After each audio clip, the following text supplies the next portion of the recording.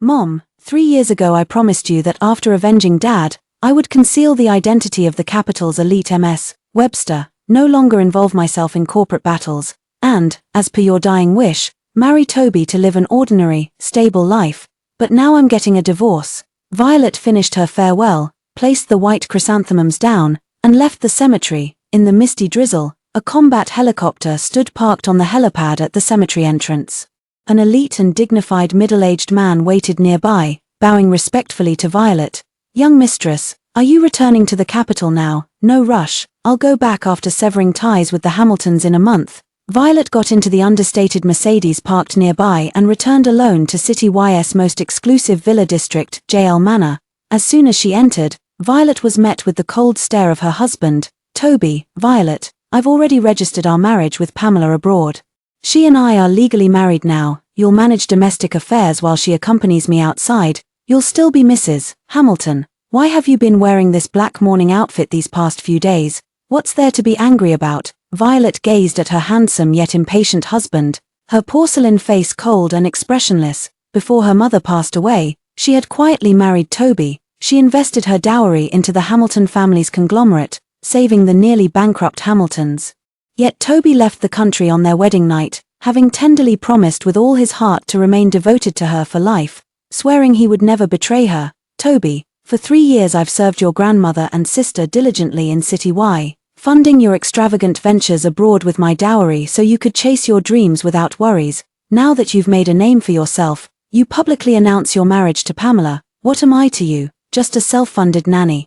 Toby didn't want to revisit past embarrassments and grew increasingly resentful of Violet's expose, yet showed not a trace of guilt. He even said, "We're one as husband and wife, my success is yours. Must you really nitpick like this? Consider those past words unheard. Now that the Hamiltons' medical technology is about to go public, Pamela, one of country's rare dual professors in finance and biology, holds decisive influence over the Hamiltons' development. And you're just a pampered young lady who only knows how to tend flowers and drink tea, can't even read financial reports. To the outside world, my wife can only be her. Arrange for someone to clean up the master bedroom as soon as possible. Pamela will be moving in later." After speaking, without waiting for Violet to respond, Toby left. To make room for the mistress, Violet wasn't that cheap. She called for the divorce agreement vetted by a top-tier lawyer to be delivered as soon as she went upstairs. She also arranged for the villa to be put up for sale. When the Hamiltons went bankrupt, their properties were all mortgaged. At the time of marriage, she had moved the Hamiltons into her own JL villa. Over time, Toby seemed to have forgotten that the house was hers. Since the divorce was decided, the Hamiltons no longer had the right to enjoy what belonged to her. Having her sincerity betrayed left a bitter taste in her heart. But Violet was no delicate young lady who couldn't live without someone. She had always been capable of letting go when needed. She went about her usual morning nap, but Violet had barely lain down when she was awakened by a commotion. "I went downstairs to take a look. The hall was decorated festively, the garden was covered with a red carpet, and wedding photos of Toby and another woman were displayed. Grandma Hamilton and Toby stood on either side of a stylish, short-haired woman with an urban charm, showing guests around the villa. Even her sister-in-law, who had been hospitalized for years, was beaming at the short-haired woman with a rosy glow. "Sister-in-law, take it easy, you're carrying my brother's precious son in your belly." The Hamiltons' laughter fell silent the moment they saw Violet. The short-haired woman looked Violet up and down in her black cheongsam, then smirked contemptuously. "You must be Violet. I'm Pamela, dual professor of finance and biology returned from MIT in the U.S. Toby must have told you. Tonight we're hosting both the Hamilton family's medical technology IPO celebration and my birthday banquet here. That head-to-toe black outfit of yours really isn't appropriate for this occasion. Go wait at the hotel." Violet ignored him, quietly looking at the Hamiltons. "Do you all agree with her?" Toby frowned. "Haven't I made it clear enough? Stop fussing over empty titles. In public, my wife can only be Pamela." Grandma Hamilton also urged. "Pamela has a baby to carry around, it's troublesome. Since you're not pregnant, what's the harm in giving way?" Sister-in-law also muttered. "Violet, we're all family now. Any child my brother has will call you mother, so just try to accept it." Violet felt as disgusted as if she'd swallowed a fly. Grandma Hamilton suffered from esophagitis and sleep disorders, requiring meticulous care. Every night Violet kept her company until late, then rose at 5 each morning to personally prepare meals. 3 years, over 1,000 days and nights without interruption. My sister-in-law was born with a weak heart and has been hospitalized and on medication for years. A single specialized pill costs tens of thousands, yet she provided for her without hesitation for 3 years. In the end, her sincerity only nurtured such an ungrateful wretch. Violet laughed in disbelief. If you want me to let it go, find divorce. This house was my dowry. Get out now. Pamela paled.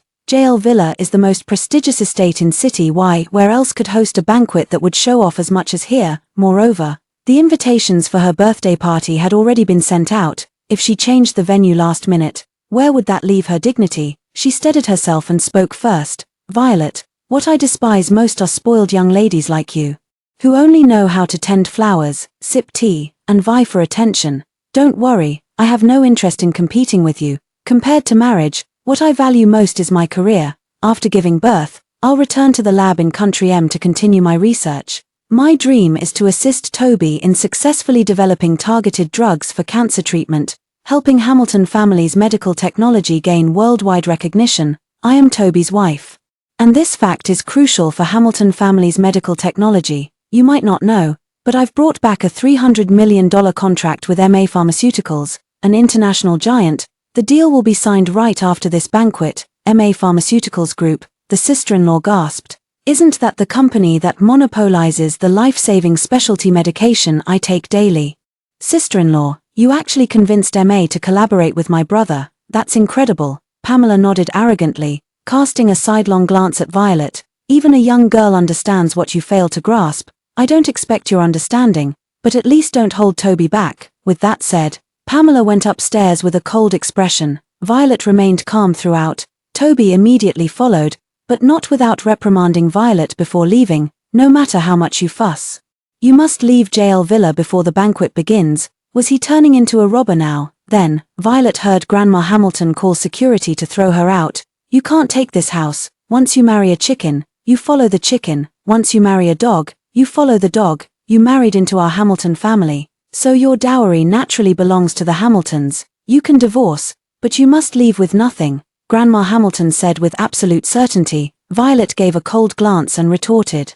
Then let's see if you have what it takes to make me leave with nothing. Violet walked out. With a single phone call she made, a fleet of Rolls-Royces arrived and stopped before her. 5 minutes later, a man stepped out of one car and approached her respectfully, holding both the jade Buddha she had meticulously selected for Grandma Hamilton half a month ago and a signed contract worth $300 million intended for Toby. She glanced back at the lively JL Villa in the distance, then coldly swept the jade Buddha onto the ground. Command: destroy the contract and immediately sever all cooperation between the MA Group and the Hamilton family. The head of the MA Group, Elvis, responded respectfully. Understood, young mistress. The Hamilton family had no idea that the MA Pharmaceutical Group was merely the tip of the iceberg of the Webster family's wealth in the capital.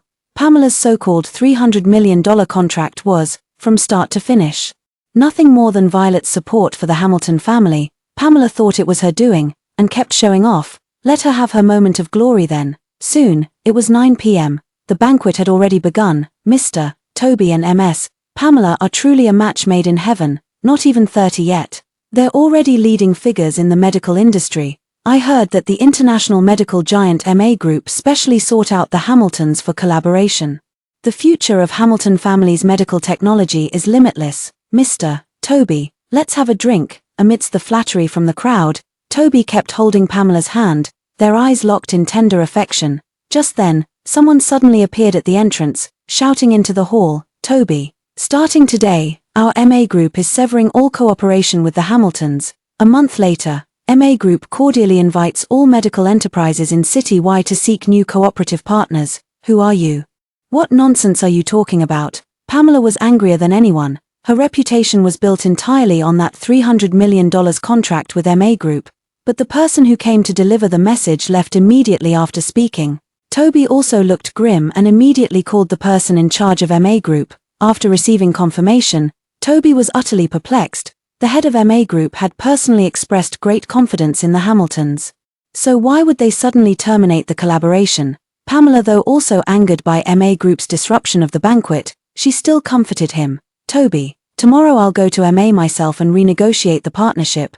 Don't worry, I'm someone who's been nominated for the Nobel Prize in Medicine by country. When I go personally, they'll surely change their minds, Toby naturally agreed, but in the end, the banquet concluded on a sour note. Early the next morning, Pamela arrived at the MA Group's branch office building with full confidence, only to unexpectedly run into Violet. Her face immediately darkened. Violet, I didn't realize you had some tricks up your sleeve. You actually knew MA severed ties with the Hamiltons and came here first to beg for cooperation, just to win back Toby. Pamela glanced at Violet's black cheongsam, oozing superiority. You didn't actually think sipping tea with someone would seal the deal, did you?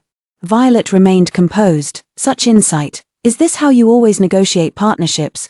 Pamela was infuriated by the attitude and was about to lose her temper when she saw Elvis step out of the elevator. Quickly switching to a smile, she approached him. Mr. Elvis. Elvis glanced at his young mistress's expression and immediately called security. Who let just anyone in here? Get her out. Hearing this, Pamela smirked triumphantly and shot a challenging look at Violet.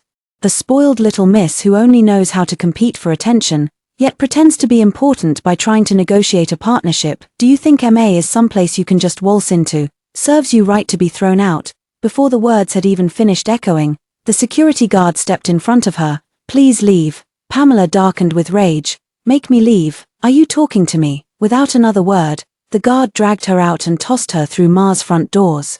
Pamela made a complete fool of herself and immediately dragged Toby to complain the moment she got home. By the time I arrived, Violet had already finished talking with Mr. Elvis. No matter what I said, Mr. Elvis refused to give us another chance. I saw Violet and Mr. Elvis acting intimately. Maybe the reason MA terminated the collaboration was because Violet whispered in Mr. Elvis's ear. Toby's expression turned extremely grim. The company was his life's work. Violet, how dare she do this? He immediately called Violet, only to find he'd already been blocked. With MA refusing to meet, Toby had to resort to indirect approaches. He learned that Elvis had gone to the City-Y auction and rushed there immediately. He arrived just as the auction ended. Instantly recognizing Elvis's car, the top-tier Hummer was the only one of its kind in the entire city. Toby got out of the car, intending to wait for Elvis to emerge, but when the elevator doors opened, the person who stepped out was none other than Violet. His expression darkened as he took in the sight of Violet, slender and elegant in a blue chipao like a lotus emerging from water. A flicker of admiration flashed in his eyes, only to be quickly overtaken by anger. When did you get involved with Elvis? Violet glanced at him, not wanting to exchange another word. Just as she was about to get in the car, the man grabbed her wrist. Violet.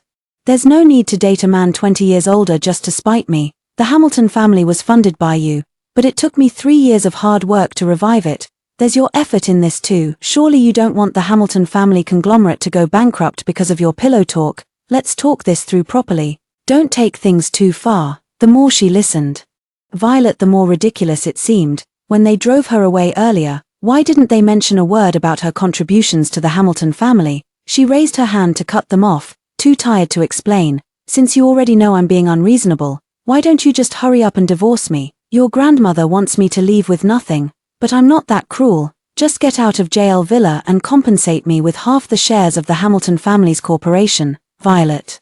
Toby was fuming when the phone rang, the voice on the other end urgent and loud. Violet heard every word clearly. Your sister fainted from a heart attack. Come to the hospital now. Watching the man leave in panic, Violet curled her lips in a cold, mocking smile. Scared? This is just the beginning.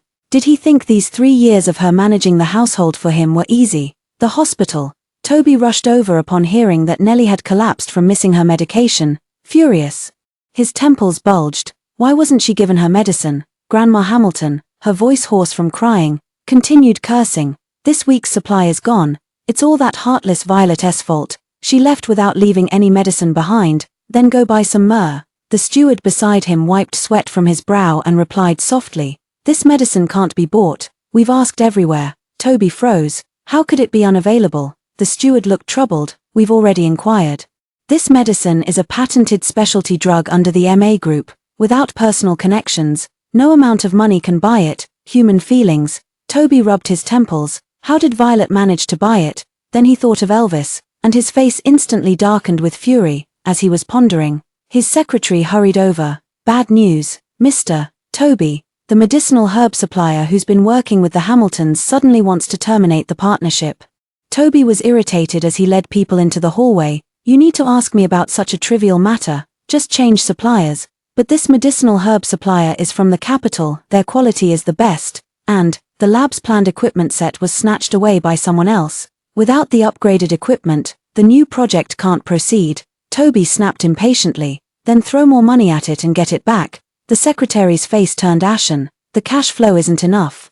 And the lab expenses are enormous. Previously, Madam had been covering the costs every month. The payment was supposed to be transferred yesterday, but Madam didn't send the money, and her phone is unreachable. Violet had barely left when problems started cropping up everywhere. I heard Madam recently spent 100 million at an auction to buy a ginseng root, so she must have cash flow. Perhaps you could approach her, and the predicament would be quickly resolved. The secretary trailed off. Intimidated by Toby's grim expression, I'll figure out a way to handle the money issue. Toby dismissed his secretary and rubbed his temples, growing increasingly agitated. He had always thought Violet had only injected emergency funds into the Hamilton family 3 years ago, never imagining she'd been covering expenses every single month. Why had she never mentioned this in all these 3 years? Upon learning that the Hamiltons were short of money again, Grandma Hamilton immediately decided to go find Violet. If it weren't for the Hamiltons, Violet, an orphan girl, would have lost that hefty dowry long ago. The Hamiltons gave her 3 years of secure and wealthy married life. Instead of being grateful, she's causing you trouble. We must demand money from Violet. Toby, thinking of Violet's attitude, frowned and stopped her. Grandma, don't mention her again in the future, you silly child. I've heard from Pamela that she's already cheated on you, yet you're still thinking about her. That wasteful woman spends 100 million just to buy some ginseng. Giving her money is pure squandering. It'd be better used as emergency funds for our Hamilton family. Grandma Hamilton was exasperated at such prodigality. All that money. No wonder after Violet left, even her daily bird's nest soup disappeared. Pamela listened to the cash flow crisis at the Hamilton household with a mix of shock and complex emotions. The greatest asset of a medical tech company is its laboratory, yet even its operations were being sustained by Violet. Her eyes flickered slightly as Pamela placed one hand on her stomach and affectionately looped the other through Toby's arm. Don't worry, you focus on the company, I'll figure out the money, she said.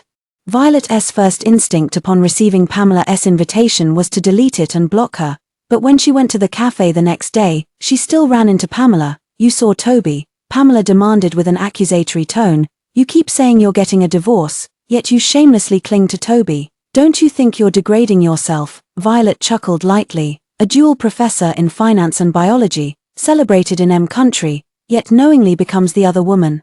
Who's really degrading here? Pamela, however, felt no shame. In matters of the heart, the one who isn't loved is the third wheel. Toby and I have known and loved each other for 3 years, fighting side by side all the way. A resentful housewife like you, who can't even tell the types of test tubes apart, would never understand. Violet remained expressionless, a faint smile playing at the corners of her lips. Whether I understand officer classifications is irrelevant.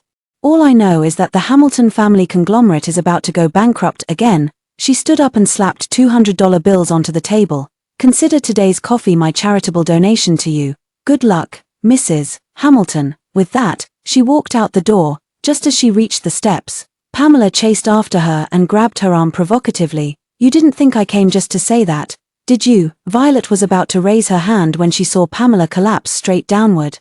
My baby, help. With a thud, Pamela immediately began bleeding between her legs. Violet watched expressionlessly. Is this woman so heartless as to use her own flesh and blood to scheme against others? The next moment, Toby rushed over from a distance, grabbed the unconscious Pamela, and glared up at her. Violet, you have a heart of stone. If anything happens to them, mother and child, I won't let you off. Violet watched coldly as the man, eyes red with urgency, carried Pamela and dashed to the car. Then he leisurely took out his phone and dialed. Check if there's any issue with the coffee shop's surveillance, then look into Pamela's pregnancy medical records. She was, after all, a scion of the capital's elite MS. Webster. Pamela's kind of underhanded tactics were something she'd seen dozens if not hundreds of times. Trying to frame her, not a chance. In the afternoon, Violet received a summons from the police. The police informed her that the Hamiltons had filed a report. Upon arriving at the police station, Violet had just stepped out of the car when Grandma Hamilton lunged at her. You damned bitch, my great-grandchild is gone. You knew Pamela was pregnant and still pushed her on purpose. Grandma Hamilton's accusation was something Violet refused to accept. I didn't push Pamela. You didn't push her. She fell by herself. Yeah. Violet's attitude made Grandma Hamilton's face turn crimson with rage. She charged forward with her cane to strike, but the police quickly intervened, escorting Violet inside. Violet entered the house and immediately spotted Toby. The man lowered his head, then raised his eyes when he saw her enter. His eyes were bloodshot. At this moment, the police officer spoke. Ms. Violet, the victim Pamela is willing to sign a letter of understanding for reconciliation. But you must compensate her with 500 million. 500 million. Violet walked over and sat down opposite Toby. It's much less than I expected. Should I add more for you? Otherwise, it won't even begin to cover the hole in the Hamilton family's conglomerate. Toby's face darkened instantly, his chest heaving violently. Violet, Pamela has already lost her child. Her pain is enough to put you behind bars for life. She was kind enough to let you off, and you're not even grateful. Then there's nothing more to say. Let's proceed directly with legal action. Toby finished speaking and walked away without another word. The mediators exchanged uneasy glances. Ms. Violet, you shouldn't have provoked him. We've already visited the scene. The cafe's surveillance was conveniently malfunctioning, and there were no eyewitnesses. The current situation looks very unfavorable for you. Given that the other party is a pregnant woman, your chances of winning the lawsuit aren't high. Violet was actually the calmest one among them. Within half an hour, Elvis arrived with a lawyer in tow. Elvis laid out the collected evidence one by one. Miss, as you instructed, I investigated Pamela's medical records. She was never pregnant. The lawyer standing nearby handed several documents to the police and added, this is the blood residue found at the crime scene. After examination, it was confirmed to be prop blood. We also obtained evidence of Pamela bribing doctors to issue abortion certificates. The police officer flipped through the evidence. The lawyer said to Violet, you can now request the police to arrest Pamela on charges of extortion. Violet's eyes turned cold, her lips curling slightly. No rush. Let's suppress this matter first. I want to settle a grand total with them. Violet applied to block the news of her acquittal. She also finalized with Elvis that in half a month, the MA Group would hold a bidding conference, officially inviting all medical enterprises in City Y to seek new partners. In half a month, Violet would also be returning to the capital. It was time to settle accounts with the Hamilton family and bring this chapter to a close. The moment MA Group announced their tender meeting, the Hamilton family, their former business partner, faced overt and covert suppression from competitors, leaving Toby overwhelmed with work. The Hamiltons also had no energy to bother Violet. Soon, half a month later, Seaside City's premier hotel, the hotel was resplendent in gold and splendor, where even the lowest tier glass of red wine at the banquet started at 100,000. Attending the event were not only medical entrepreneurs from City Y but also numerous tycoons from capital consortiums. Any one of them could send tremors through the financial world. Toby entered with Pamela. Both awestruck by MA Group's extensive connections, he gazed excitedly at the crowd. Rumors say MA Group's backer is the capital's Webster family, and it seems true. Tonight, the head of the Webster family will make an appearance. Let's meet them and discuss potential collaboration. Even if we can't regain Mars cooperation, just connecting with any big shot in the capital could help the company solve its financial troubles. Pamela chimed in. Then we won't need to keep dealing with Violet anymore. As they were speaking, exclamations of surprise came from the doorway. Both turned to look and froze in shock. There stood Violet, walking towards them in a golden chipao, the peony embroidery on the hem so lifelike it seemed to float off the fabric, making her face appear pitilessly beautiful. Her graceful and well-proportioned figure is a universal favorite across all ages. Pamela, her heart seething with jealousy, deliberately linked arms with Toby and stepped forward, snapping at Violet. How did you, a murderer, get out of the police station? Was it Elvis who bailed you out? Do you think just because you've climbed into that old man's bed, he can protect you forever? Pamela was so consumed by envy that she wished she could announce to the whole world how despicable Violet was. Elvis is just a lackey working for MA. What you don't know is that today, the real investor behind the MA Group has arrived, a prestigious capital tycoon, not someone a murderer like you could ever approach. Be smart and scram now, unless you want to be thrown out like a dog. Violet curled her lips in a cold smirk. How do you know I'll be thrown out? What? Are you close with the boss behind the MA Group? Only, Pamela failed to notice, replying with arrogant pride, of course I'm closer than you, if it weren't for you whispering in Elvis's ear to sabotage things. The Hamilton family's corporation wouldn't have had its partnership with MA severed. Just you wait, the Webster family head will hear all about your misdeeds soon enough. Violet, once we settle accounts, you'll be rotting in prison for life. Toby also wore a cold expression, but his gaze toward Violet held an inexplicable struggle. Evil deeds will bring their own ruin. You do well to watch your step. Violet was amused. Our accounts are indeed overdue for settling. Those without benevolence or righteousness should indeed watch their step. Perhaps their voices were a bit too loud, drawing quite a few glances their way. Toby and Pamela noticed the renowned coal tycoon Mr. Emmanuel approaching them with an outstretched hand, leaving them no time to continue their dispute with Violet. They hurried over to greet him. Pamela even turned back to throw Violet a smug, challenging glance. So what if the group was short on funds? They were now the rising stars of the industry, riding high on momentum, with plenty of investors eager to back them. Now that the true power holder of MA has arrived, Elvis is nothing. He might even have to turn around and apologize, begging to collaborate with the Hamiltons. Just as this thought crossed his mind, he noticed Mr. Emmanuel actually walking past them, bending slightly at the waist with a beaming smile. Long time no see, President Violet. Toby and Pamela turned around in shock. President Violet, Pamela was astonished. Violet paid no heed to Pamela's thoughts, cheerfully exchanging pleasantries with Mr. Emmanuel. Mr. Emmanuel, has your daughter's condition improved? Mr. Emmanuel grasped Violet's hand with emotion, tears welling in his eyes. Thanks to the medicine you personally prepared, her heart condition hasn't recurred for years. Now she even dares to go mountain climbing. Toby stared at Violet's composure, not without shock. Medicine, heart disease. Violet can prepare medicine. Pamela's jealousy flared more intensely. Violet is just a pampered young lady who only knows how to grow flowers and drink tea. Someone of her status couldn't even reach the threshold of preparing medicine. Mr. Emmanuel, don't be fooled. Mr. Emmanuel recognized Toby but didn't know Pamela, but he'd also heard about recent events at the Hamilton household, his smile fading slightly. Mr. Toby, wasn't it President Violet who prepared your sister's medicine too? You didn't know, you must be joking. Toby still didn't believe it. The special heart medicine for his little sister, he'd shown it to Pamela, and even Pamela couldn't replicate it. How could Violet possibly have made it? Yet he couldn't help staring at Violet, a strong sense of regret welling up in his chest, as if he had picked up fish eyes but discarded the treasure. Violet sneered. Toby, there's plenty you don't know. What do you mean by that? The lights suddenly went out, swallowing up Toby and Pamela's disbelief in the darkness.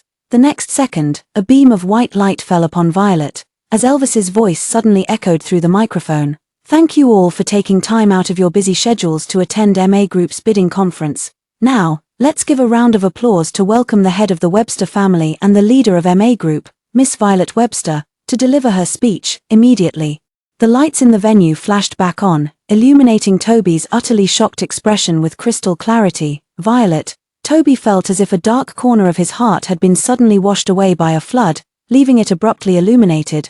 No wonder she could get Nellie's medicine. No wonder MA abruptly ended their collaboration with the Hamilton family right after the divorce. So she was the CEO behind MA all along.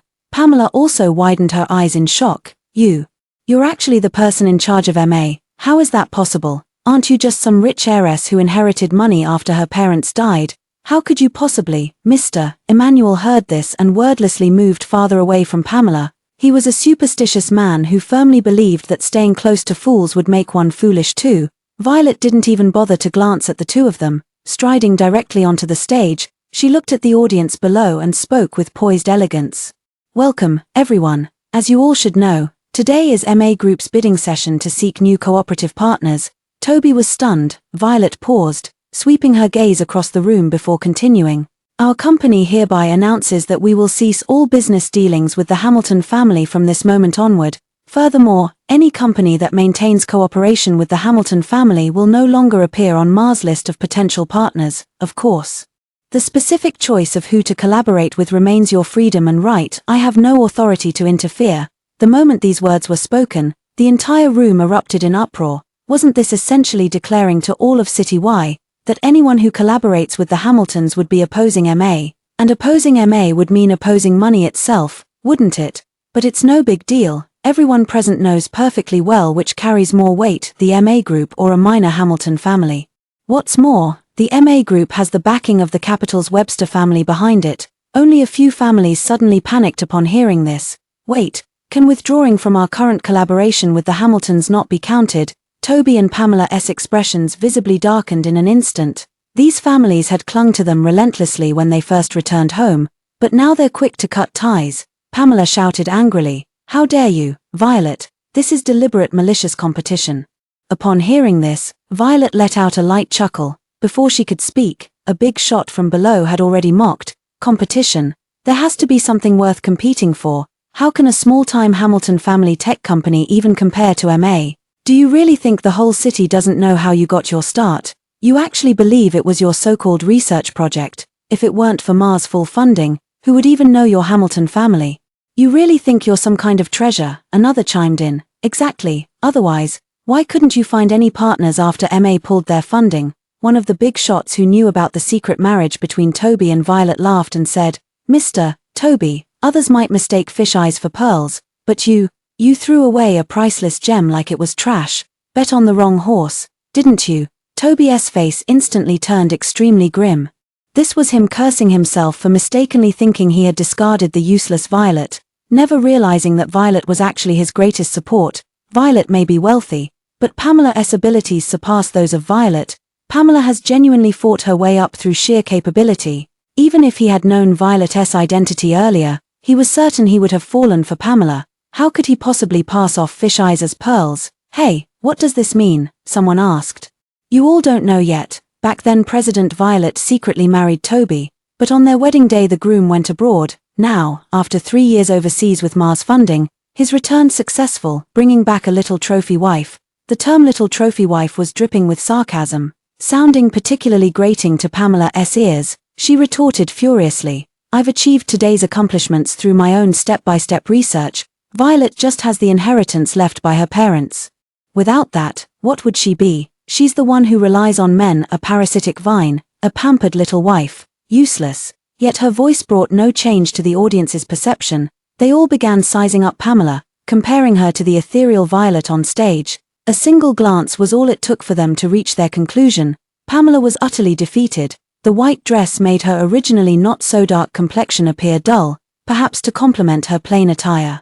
She only wore a pair of pearl earrings and had her hair simply tied up, which now looked rather shabby. Pamela looked around at the gazes directed at her, her face turning pale and green, yet she still stubbornly refused to lower her head, unable to bear Pamela's foolishness. Elvis kindly explained, "The inheritance is the capital of the Yin family in the capital."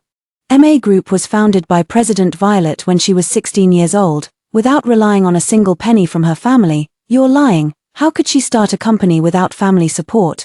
Pamela sneered in disbelief, her tone dripping with sarcasm. Elvis looked at her as if she were an idiot. "With patent royalties, of course. Where do you think Toby got that flawless cancer-targeting drug project from? It was the result of President Violet and her expert team spending half a year in the lab. All you had to do was follow the project's outlined direction to make it happen. Did you really think you were some kind of prodigy, that you could crack it so easily, and win a Nobel Prize in medicine? Give me a break." Hearing this, Toby froze. The cancer project was actually Violet's work. How could that be? But looking at Pamela's suddenly guilty face, he suddenly hesitated. He looked at Violet and suddenly realized he seemed to know nothing about her.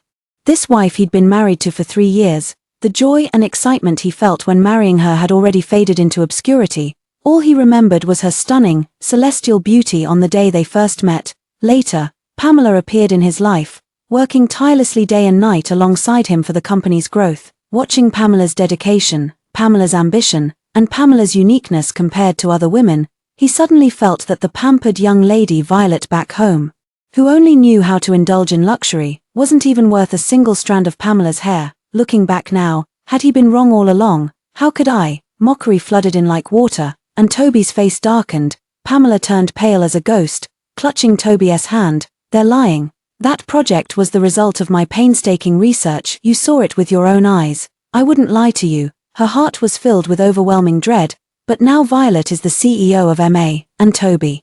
She cautiously studied Toby's expression. Until Toby firmly grasped her hand, Pamela felt the weight in her heart instantly lift. She flashed Violet a smug look, her eyes brimming with provocation. Violet watched their tightly clasped hands, an involuntary chill running through her heart. Could they still be thinking she was jealous, that she was deeply in love with Toby? Does it hurt to see them so close? She clapped her hands. Can't lie. Is that so? The next second, police officers waiting outside rushed in and, under the stunned gazes of Toby and the others, took Pamela into custody. Pamela, you forged pregnancy documents to frame Violet and are suspected of extortion. You're coming with us now, faking a pregnancy, extortion. Toby blocked the police in front of Pamela, unaware of the sudden pallor on the face behind him. Pamela hid behind Toby's shoulder and shouted to the crowd, I didn't do it, it wasn't me, you've got the wrong person. Only when the police showed the arrest warrant did that tall figure stagger. Mr. Toby, please step aside and don't obstruct official duties. In just an instant, he understood, it was those 500 million. He suddenly looked at Violet. Violet also turned her gaze, looking back. By the way, there's one more thing tonight, you haven't signed the divorce papers yet. I forgot to have the lawyer inform you that your marriage to Pamela in M country is invalid, so either we part amicably with you getting half of the Hamilton family shares, or I charge you with bigamy and you and Pamela go to prison together. Your choice. Violet's eyes were icy and devoid of warmth. Toby suddenly realized that Violet, with whom he had shared 3 years of marriage, was not just unfamiliar as he had sensed these past days, she was a complete stranger. A sudden chill ran through his entire body, watching Pamela being escorted away by the police. Toby frowned in difficult deliberation. After a long pause, he signed the divorce papers handed to him by Elvis, then followed Pamela and the police. It didn't matter, as long as Pamela was still here, everything could start anew. Violet watched the farce conclude with cold eyes, glanced at the divorce agreement, and then ordered Elvis to collect the debts. She didn't mind at all that her birthday banquet became the talk of the entire city. Why? That was exactly what she wanted, originally. If Toby truly loved Pamela, she would have chosen to let go. If Toby had truly agreed to her condition of splitting half the assets and still married Pamela, she would have thought Toby was a real man. She neither lacked nor wanted that half of the money, but they didn't do that. Even worse, the Hamiltons tried to scheme her Webster family's fortune even in divorce. If she were truly just a destitute young lady with a ruined family, if she were truly just a Violet who, like a longing-for husband stone, could do nothing but crane her neck every day waiting for her husband's return, then perhaps on the day Toby returned to the country, she would have already fallen into eternal damnation. A woman who clings to her deeply beloved husband once she loses his love and affection, not a shred of self remains. Pamela wouldn't even need to scheme. Inside the police station, Pamela held Toby's hand tightly, unwilling to let go. Toby, it wasn't me.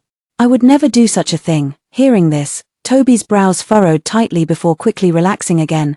Pamela would never lie to her. It must have been Violet who did it on purpose. He steadied himself. Violet, how much did she pay you to convict Pamela? What are you saying? The officer slammed the documents onto the desk. What kind of place do you think our police station is? The forged pregnancy certificate fluttered down at Toby's feet during the commotion. He stared intently at the text on it, remaining motionless for a long while. Pamela violently broke free from the two officers flanking her, lunging forward to snatch the evidence and tear it to shreds. It's not true, none of this is true. Pamela shook her head fiercely, but Toby had already read the damning words. Line by line, the evidence spelled out Pamela's crimes in irrefutable detail.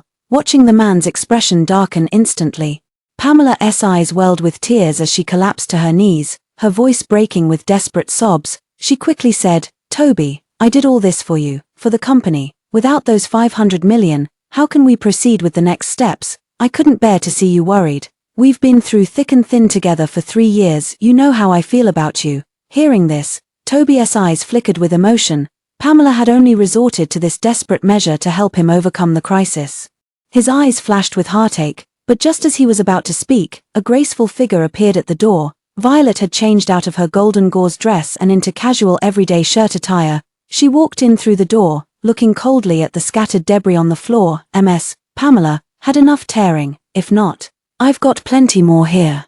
But as for how many counts of evidence destruction these will amount to, you'll have to ask the police officers. You, Violet, it was clearly you killed my child, and now you're framing me. The police officers quickly restrained Pamela, but couldn't block her hoarse, desperate screams. Violet, her eyes filled with mockery and numbness. Child, have you gotten too deep into your acting role? Toby said with reluctance. Once you withdraw your investment, the company will face difficulties. Pamela did it for my sake. Violet, Could you let her off this time for my sake? She didn't mean to harm you. For your sake. Just how much weight does your face carry? Violet scoffed coldly without hesitation, completely disregarding Toby's grim expression, and continued, You say she didn't mean it. She demanded 500 million outright. If I hadn't come prepared, wouldn't I already be in jail for not paying up, if she had meant it?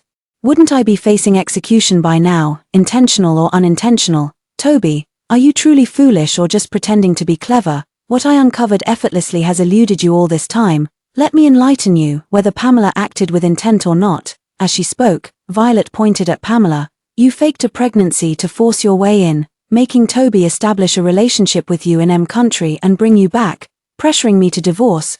But when you realized I wouldn't comply, even though you claimed to be carrying a child, the Hamilton family, unwilling to lose their cash cow, me, to fund their lavish lifestyle due to my Webster family fortune, and with Hamilton Technologies on the brink of a financial crisis, you decided to pin this so-called child on me and extort money, didn't you? Pamela, you really shouldn't have studied biopharmaceuticals. You belong in showbiz, a rising star destined to break records. With the Oscar for Best Actress handed to you as an exception, Violet's sarcastic laughter didn't provoke Toby's anger this time, because with each statement Violet made, another piece of evidence was laid bare before them. Toby slowly, incredulously, turned his gaze toward Pamela. Pamela's eyes now held nothing but panic as she suddenly clutched Toby's hand. Toby, save me. If I go to prison, people will look down on me. I can't have this stain on my record. Toby, I did it all for you. Don't you remember all these years I've stood by you through thick and thin? She just wants revenge on me for taking you away from her. Think about it. How many hardships have we overcome together these 3 years? When the project was leaked, it was me working day and night to catch up and complete the research before everything was exposed. When company employees jumped ship, I was the one who stood by your side through it all, listening Pamela's heart-wrenching words. If she weren't the one who lived through it, Violet might have actually believed her. Her eyes narrowed slightly as she raised an eyebrow, her all-seeing gaze sweeping over Pamela. Violet exuded boundless disdain with effortless composure. Project leak, wasn't it you who sent the documents to so-called experts for advice? After complete exposure, it took you a whole week to fix your mistake. If I hadn't had Elvis seal the information in time and had those experts arrested for leaking secrets, do you think you'd have had any chance to complete the research? What I solved in 1 hour took you a full week to rectify after everything was already exposed. Staff defections. Toby, don't tell me you're unaware of your little sweetheart's workplace bullying, relying on your shady relationship to harass colleagues. If I hadn't dispatched Mars' expert team there, I'd have feared the Hamiltons would have disbanded on the spot. And then there's Pamela's most impressive road project, such masterful duplicity. The incurable cancer breakthrough was the result of 6 months' hard work by me and the expert team. Yet in the end, the credit report bore only Pamela's name alone. Don't you feel even slightly guilty pocketing that patent bonus? At this point, Pamela had completely run out of excuses. Watching Toby transition from shock to disappointment before closing his eyes in resignation, he handed over all laboratory matters to Pamela. He never imagined Pamela could be such a person. Pamela completely collapsed and was taken by the police into the interrogation room. Violet had come solely to submit new evidence. After speaking, she turned to leave but was stopped by the man. Pamela, could you let her go? Violet turned around and slowly gazed at Toby's face. Etched with disappointment and dejection. He genuinely likes Pamela, doesn't he? After all, she really did it for me. I shouldn't have taken her to meet you in the first place. So eager to get a divorce, Violet looked at him in surprise, wanting to take back what she had just said. He doesn't like anyone, he prefers himself, a selfish and self-centered man. Simply because Pamela was willing to sacrifice herself for him, he was willing to bestow his affection. She suddenly felt absurd on behalf of Pamela in the interrogation room. She still remembered seeing Pamela in news reports before they returned to the country, the nation's preeminent biologist, a leader in the pharmaceutical industry, poised to break through the impenetrable wall of incurable cancer. Now, he's reaping what he sowed. Violet didn't answer, instead countering, if I weren't the young mistress, if I couldn't come up with 500 million, would you let me go? Toby was instantly rendered speechless. After a long silence, he finally asked hoarsely, there's something I've always wanted to ask you. Do you actually like me? Violet wanted to laugh but couldn't muster one. Before the divorce, you gave your body and heart to another woman, and now after the divorce, you come asking your ex-wife if she ever liked you. Have you always been this incapable of recognizing your own place? Toby. I married into the Hamilton family for 3 years, contributing money and effort, being filial to grandma, looking after your sister, secretly funding your career, waiting for your glorious return. I thought I'd done well enough, but what did my devotion earn me? Not a single one of your promises kept. Violet said no more, turning swiftly to leave, eager to distance herself from this den of trouble and its troublemaker. Toby stared blankly at Violet's retreating figure, a wave of regret, too late to act upon, suddenly washed over him. He rarely regretted the decisions he made, yet the only 2 times he did, one was when he regretted marrying Violet so early after confessing his feelings to Pamela in a foreign land. The other time is now. Every time, he's been terribly wrong. So now, shouldn't he stop making the same mistake? He's already missed Violet, so he can't afford to miss Pamela too. Pamela may have done wrong, but ultimately it was for his sake, though terribly mistaken. Pamela was inherently kind-hearted, and her relentless drive to improve herself was precisely what attracted him most. He could forgive all these mistakes. After the Hamilton family reluctantly moved out of JL Villa, nearly another month and a half passed before news of the Hamiltons reached them again. The weather turned cold. Violet looked efficient and spirited in her brown leather jacket. Elvis knocked on the office door with a contract. "President Violet, there's a contract to sign." Violet signed it with 2 quick strokes, then glanced at the family photo of her and her parents on the desk. Suddenly, she didn't mind being called President Violet anymore. It almost felt like hearing that title kept her parents close. She was still the carefree little princess in her parents' palms, needing to worry about nothing but being happy. Yet while the former President Violet still called her that, she had already begun standing on her own. Violet sighed inwardly and looked at Elvis. "Anything else?" Elvis hesitated. "The police station said Pamela was released on bail pending trial due to pregnancy. This time I sent people to verify she's genuinely pregnant." Violet's reaction was too indifferent, prompting Elvis to retort, "So we're just letting it go like this? Let it go. Bail pending trial doesn't last forever. I'd really like to see if she has what it takes to keep having child after child just to avoid jail time," Violet said. "Has the Hamilton family sent over the shares and compensation yet?" "They did, but the shares from the Hamilton family now aren't even worth as much as any subsidiary under MA. As for the compensation, without Ma's team of experts, I doubt they could even start a company," Elvis said disdainfully. "Don't underestimate Toby. MA has been supporting them for 3 years. A starved camel is still bigger than a horse. And don't forget, the Hamilton family in the country is just a branch now. Their headquarters are in M country," Violet said, twirling a pen with a faint smile. "Toby's mind is sharp. If he can't break into the pharmaceutical industry, he'll find another way." "You guessed right. I heard he's been acquiring land on HY Road recently. The Ford family seems to be locking horns with him over it. Toby hasn't been able to settle the deal yet, and now the land's changed hands. Rumor has it it'll go up for public auction in a few days." HY Road.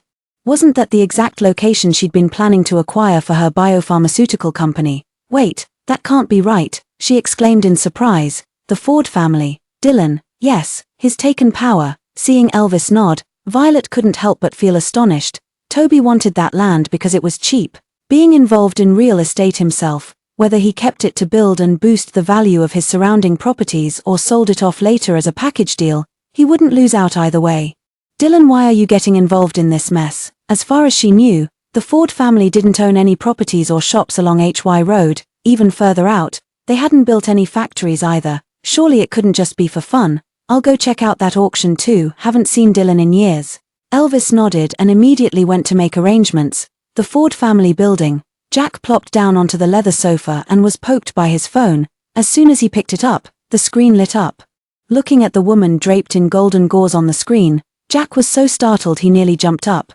"Dylan, you set this as your screensaver. What's wrong?" "Not good looking." Dylan walked around from behind his desk and snatched his phone back from his friend's hand. Jack was so shocked his jaw dropped. "Bro, she's married. You set another man's wife as your screensaver. So what? She's beautiful." As he spoke, Dylan frowned and added, "You refuse to admit you're behind on the news. They're already divorced." Jack felt his worldview had been thoroughly shattered. "No wonder you've been relentlessly pressuring the Hamiltons ever since you came back, not even willing to yield an inch of worthless land. So you're venting for your goddess, huh? But this Toby really deserves to be taught a lesson. How dare he not cherish the most renowned socialite in city Y after marrying her? That, whatever his name is."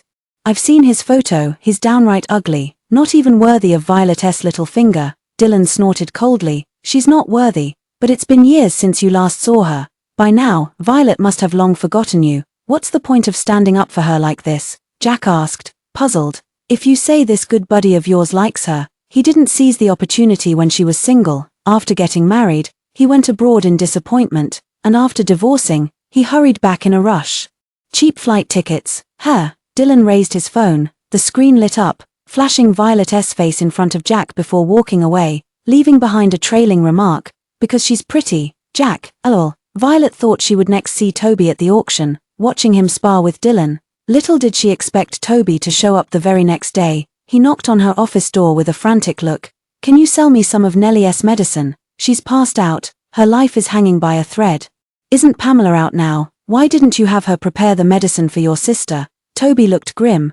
Pamela had tried before, she simply couldn't formulate it. Even if you won't sell it, there's no need to mock. Violet smiled. You only think I'm mocking her because you admit she's inferior to me. A rare genius in the medical field with both virtue and talent, weren't those your words? Now it seems she lacks not only virtue but even the talent was fake. Having said that, she added.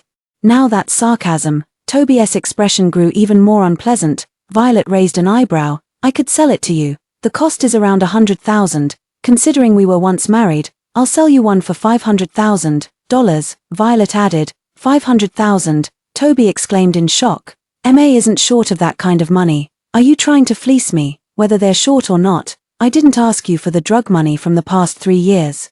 When you demanded $500 million back then, why didn't you think you were fleecing me? Toby immediately fell silent. Truly, one doesn't know the pain until the knife cuts their own flesh. Violet let out a cold laugh. Buy it or not, it's up to you. I've been feeding Nellie with such precious medicine for 3 years. Even if you switch to ordinary drugs later, as long as she doesn't court death, she won't kick the bucket anytime soon. Fainting every other day, been doing extreme sports again, hasn't she? Judging by Toby's expression, Violet knew her guess was pretty much spot on. In the end, Toby still gritted his teeth and bought a month's supply of medicine. Violet said 500,000 per pill meant exactly 500,000, not a cent less. By the time I got home, Nellie was already awake, with Grandma Hamilton and Pamela keeping her company by the bedside. After taking the medicine, her complexion visibly improved. Before long, Nellie threw off the blankets and got out of bed, startling Grandma Hamilton, who cried out in alarm, slow down, you mustn't get excited, stay calm, oh please, could Violet's medicine ever be wrong? I've been taking it for 3 years, as long as I take it on time, there's never any problem. As she spoke, Nellie shot a glare at Pamela. Unlike someone else's medicine that was guaranteed to work but turned out worse than ordinary hospital drugs, just a few hours in, I passed out mid-skydiving with friends. How utterly humiliating. Shut up, isn't your sister-in-law just worried about you? She's pregnant and still preparing medicine for you, don't you know how to be grateful? Toby snapped angrily. Since when is she my sister-in-law? Your relationship in Country M isn't even recognized. And you're not married here yet. Besides, Violet prepared medicine for me for 3 years, and I never heard you demand gratitude. Why should I be falling over myself with thanks just because it's Pamela now? Nellie pursed her lips and stiffened her neck, staring at the silent Pamela, as if seeing the old Violet all over again. They're all pathetic. Grandma Hamilton glanced at Pamela, displeasure flashing in her eyes, but still spoke up for Pamela's pregnancy. Enough. Pamela is carrying a baby in her belly. As she spoke, she turned to Pamela, her face kind and gentle. Pamela, don't rush into marriage just yet. Toby's career isn't stable right now, and you're still early in your pregnancy. You can wait a little longer. Pamela clenched her fists but said nothing, simply pulling Toby's hand and nodding. That old hag, did she really think she didn't know about her snooping into her hospital records behind her back? Afraid she might pull another fake pregnancy stunt. What does career instability even mean? Isn't it just about watching her belly grow? If we don't get married now, should we wait until after she gives birth and gets sent back to prison? Pamela was full of grievances, but since she now had to rely on Toby, she had no choice but to swallow her pride. Toby, it's all my fault, but the company matters more. I can endure a little hardship. Toby wore a face full of worry. Well aware that this was not the right time to get married, the domestic branch was surrounded by enemies, and crises loomed abroad. Yet, looking at Pamela, who seemed so considerate of him and her slightly showing belly, he turned to his grandmother and declared firmly, I want to marry Pamela." "No." Grandma Hamilton flatly refused. This Pamela had once suggested she could make Violet leave with nothing. But what was the result? Not only did the Hamiltons not get a single penny, they even had to give away a villa. Now she's even faking a pregnancy and being accused of extortion. Who knows what she's plotting against the Hamiltons? In her opinion, even if they must marry, they could wait until after Pamela gives birth and confirms she can hold her great-grandchild before tying the knot. "My mind is made up. I'll set the date with Pamela soon," Toby said, then took Pamela by the hand and left, leaving no room for Grandma Hamilton to argue. How could my brother be like this? When Violet was around, the family wasn't like this at all. Now, before she's even officially part of the family, I've lost all standing at home. What will happen if she does marry in? Nellie fumed, tugging at Grandma Hamilton's sleeve. No way, with all her dirty tricks. Who knows if the child she's carrying is even my brother's, just to worm her way into our Hamilton family. Violet was so much better, at least whenever a luxury brand released new products, she'd have them delivered to me the same day. It's been ages since I've worn anything new, and my friends are all laughing at me. Pamela, who had turned back at the door to fetch something, nearly gritted her teeth to dust upon hearing these words. Toby, who had clearly heard it too, looked utterly grim and was about to storm back in to teach Nellie another lesson, but Pamela stopped him. Watching Pamela shake her head meekly and dejectedly, he couldn't fathom the depth of sorrow in her eyes. "Nellie is right. I'm not as capable as Violet. I can't support you in your career or share the burdens at home. Toby, let's part ways. I don't want to hold you back." Moved by her words, Toby embraced Pamela tightly. "Don't talk nonsense. I just promised to marry you. Don't worry. I'll treat you well for the rest of our lives." As the words fell, Toby felt a sudden daze. It suddenly occurred to him that 3 years ago, he had said the same thing to Violet. No. Now his love for Pamela came from the depths of his heart. He and Pamela had confirmed their feelings for each other, unlike with Violet. Thinking this way, he handed Pamela a card. "Take this card for now. Once the company stabilizes a bit, we'll get married." Pamela nestled in Toby's arms, concealing the calculation in her eyes as she nodded. She placed Toby's hand on her belly, wearing a sweet expression. "The baby and I are both waiting for our wedding these days." Violet has been busy with a new contract at MA. After the birthday banquet, she chose a promising new company. Elvis did advise her to carefully consider the new company, not just because of the initial funding. She knew that Elvis was afraid she'd repeat past mistakes, raising another ungrateful wretch after nurturing the new company to success. However, this time it wasn't Toby, and she was no longer the Violet from 3 years ago, who only knew how to give without reason. The background check came back clean. The boss, Bob, was a medical graduate from the local Ocean University who founded his own pharmaceutical company and persisted for 2 years. Violet reviewed their experiences over the past 2 years. Their direction was correct, their efforts sincere, and most importantly, they had principles. Yet precisely because of these principles, they refused to mix in cheap counterfeit drugs for higher profits, leading to poor earnings.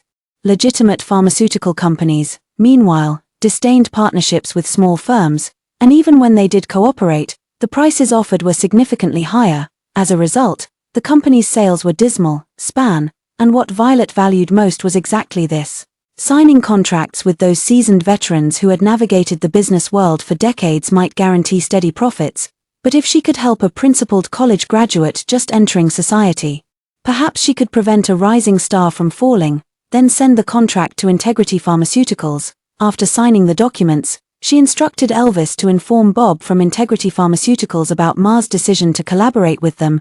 No sooner had she spoken than the office door swung open, accompanied by a clear, gentle voice calling out, "Violet." Elvis froze in surprise, turning to see none other than President Violet's childhood friend who had just returned from studying abroad. "Nora, didn't you say it would take another month? What a surprise to see you back so suddenly," Violet exclaimed with delight as Elvis hurriedly welcomed the visitor inside. "MS, Nora." Nora nodded with a mischievous grin. "Well, not entirely. I just missed you too much. So I rushed to finish my graduation project and flew back. You have no idea, if it weren't for that research material you sent me, Lips would have kept me trapped there for 2 more years. So infuriating." Violet gazed at Nora, whose face still retained its babyish roundness, feeling her heart soften after days of being hardened. "Germany's graduation requirements are the toughest. You should be grateful they only extended you for 1 year tilde. If only I'd followed you to Monash University back then, we could have graduated together." "Wait, no, You genius graduated a whole year early. Damn it, I hate geniuses, Nora said irritably, grabbing Violet's bag and pulling her out the door with a look of disdain. This bag is so last season. Come on, sis is taking you shopping, consider it your divorce gift. That scumbag Toby, I always knew he was no good. As soon as the door opened, they bumped into Elvis carrying a glass of orange juice. Nora downed it in one gulp, still muttering under her breath, even your Mr. Elvis here is better than that deadbeat. I've been abroad for so long, and he still remembers I love orange juice. Look at what Toby gave you in 3 years of marriage, nothing but a belly full of resentment. Elvis listened as Nora dragged Toby's name through the mud with every word, each syllable stomping all over Violet's darkest history. The veins on his forehead throbbed visibly. With that, Nora waved her hand grandly and declared, I'll make the decision for your president, Violet. Everyone can leave early today and go out to have fun. Violet helplessly dismissed Elvis, indicating they could proceed as Nora had suggested. Who would have thought that after all these years, the nouveau riche young lady would grow up to become a nouveau riche herself? Hearing this, Nora shot a mock-angry glare at Violet. When she was little, she hated it most when people called her dad a nouveau riche. Later, she started calling him that herself and could no longer bring herself to stop others from doing the same. In the time it took for the two of them to go downstairs and get in the car, news of the sudden paid day off had already spread throughout the entire MA group. Employees flooded social media with posts thanking President Violet for her generosity. President Violet, long live best friends.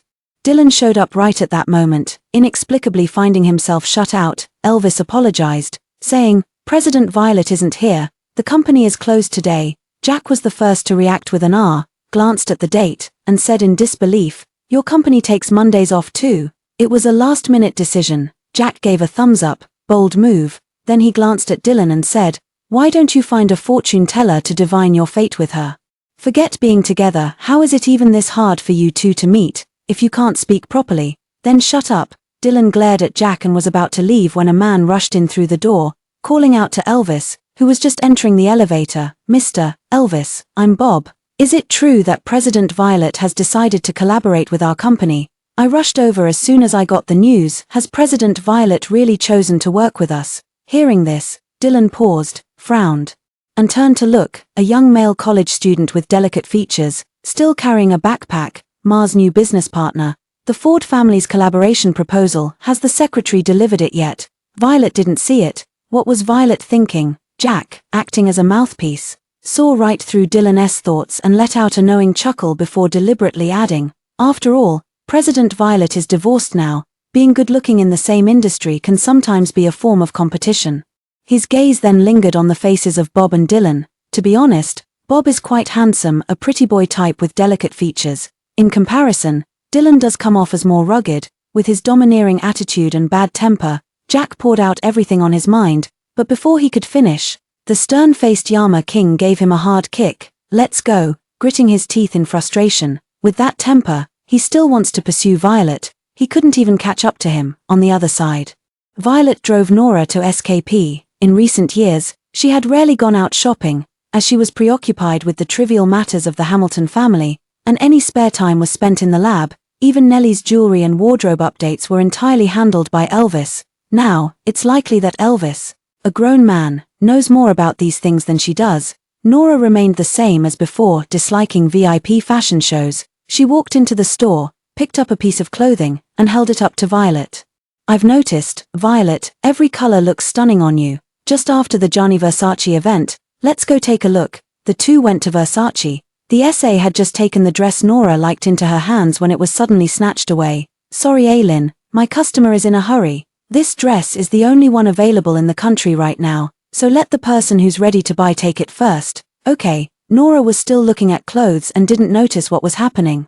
But Violet turned to see their SA arguing with another SA over the dress they had just looked at. Another sales associate was looking her up and down with utter disdain, his gaze lingering on her out-of-season bag as if certain she couldn't afford anything, his contempt growing even stronger. Lynn, I'll take this dress, Violet said while glancing back. Lynn's face lit up with joy as she hurriedly replied, of course, I'll wrap it up for you right away.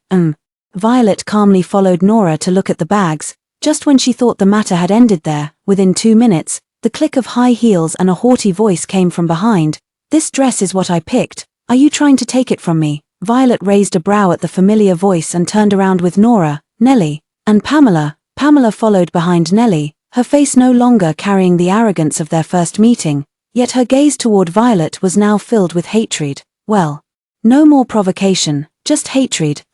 Pamela, you're already out on bail thanks to your pregnancy, yet you still dare to wander around, Violet said with a laugh, her words dripping with sarcasm. Phut! Nora burst out laughing and turned her gaze to Nellie. Does the Hamilton family still have money for you to splurge?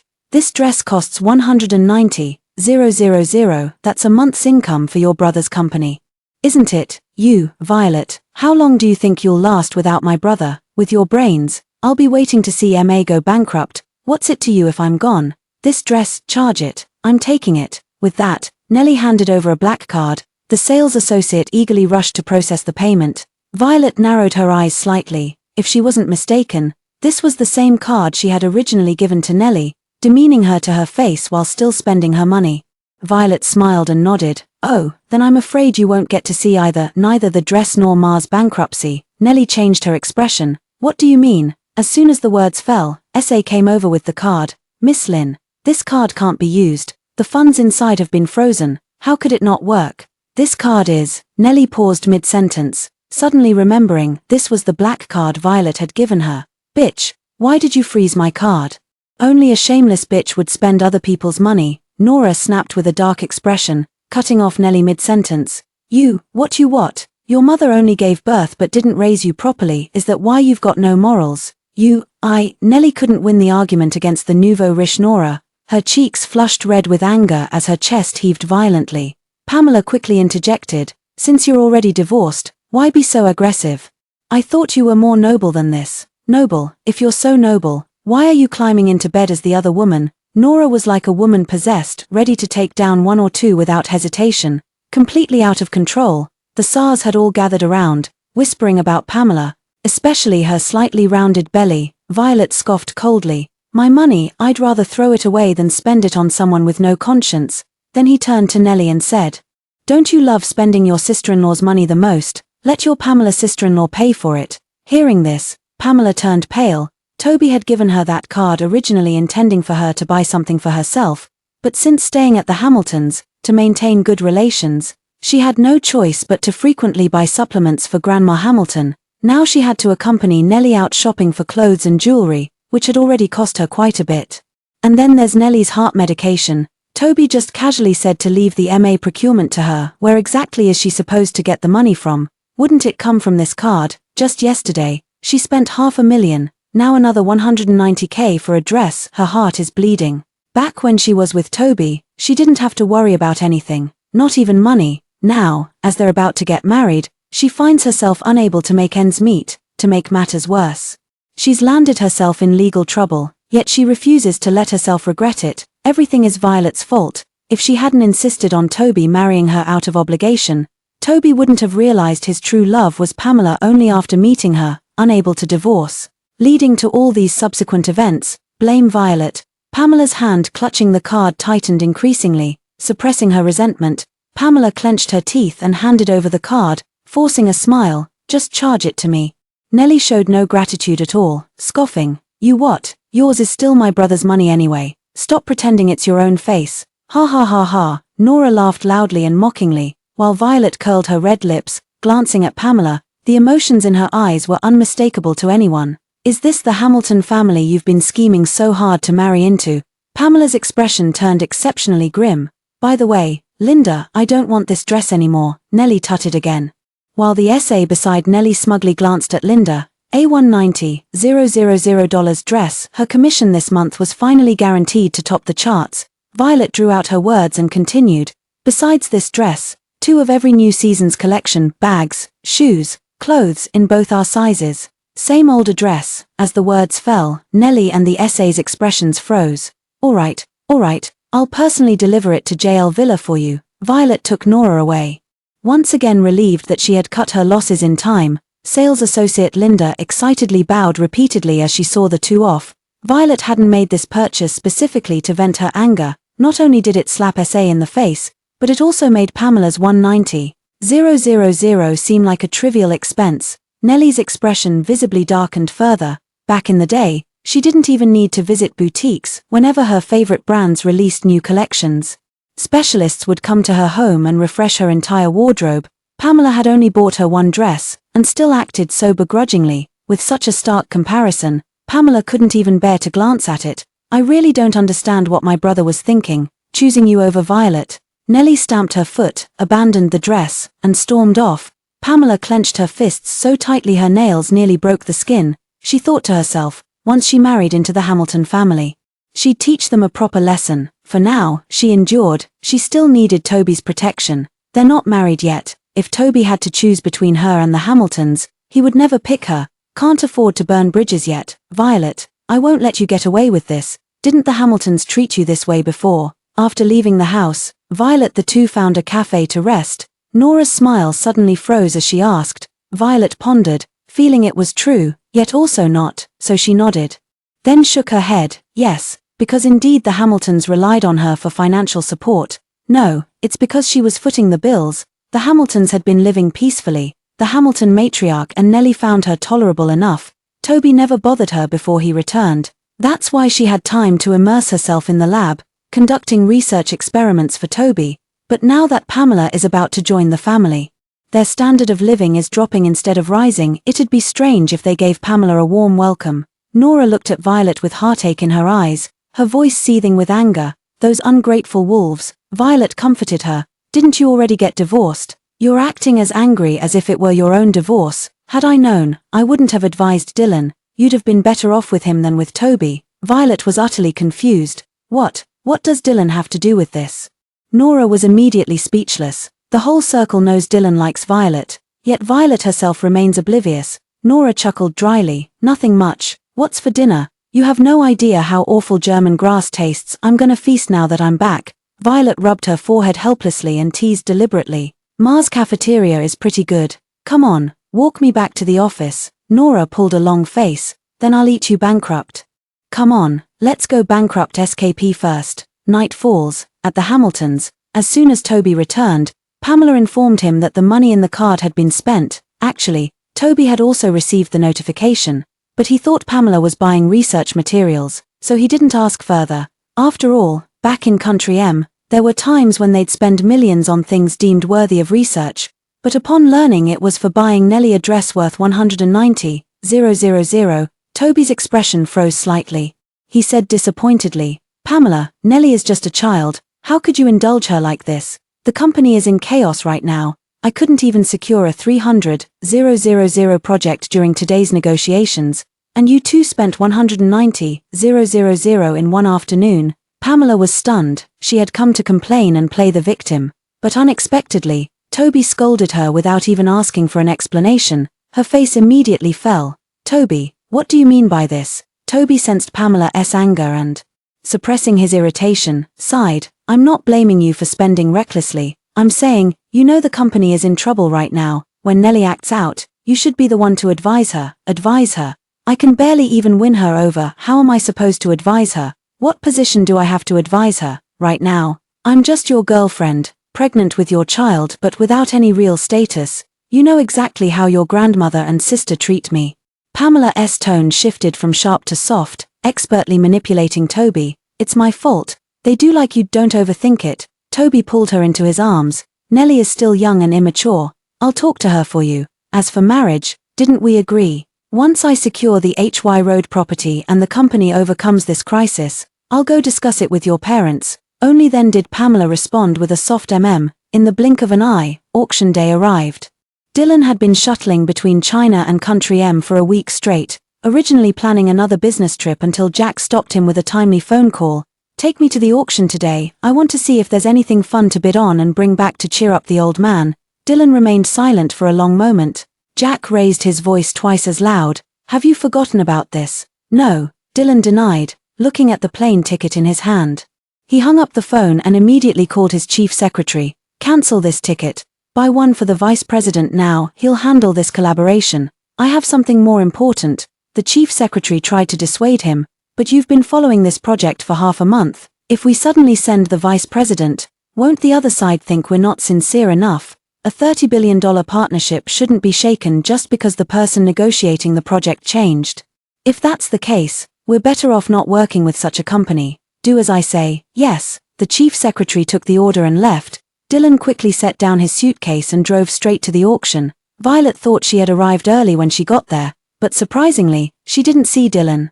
By the time half the artifacts had already been auctioned off, and it was nearly time for the land plot to go up, he still hadn't arrived.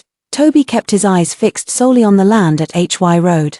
Failing to notice Dylan or anyone from the Ford family, confident of victory, he turned his head only to see Violet. His brow furrowed slightly. Was she also after this plot of land? The land at HY Road, located on the left side of HY Cross Street, was designated by the government for. The auctioneer eloquently introduced the background of the property. Starting bid, 500 million. Toby was the first to raise his paddle, 600 million. Violet knew Toby had recently secured substantial bank financing.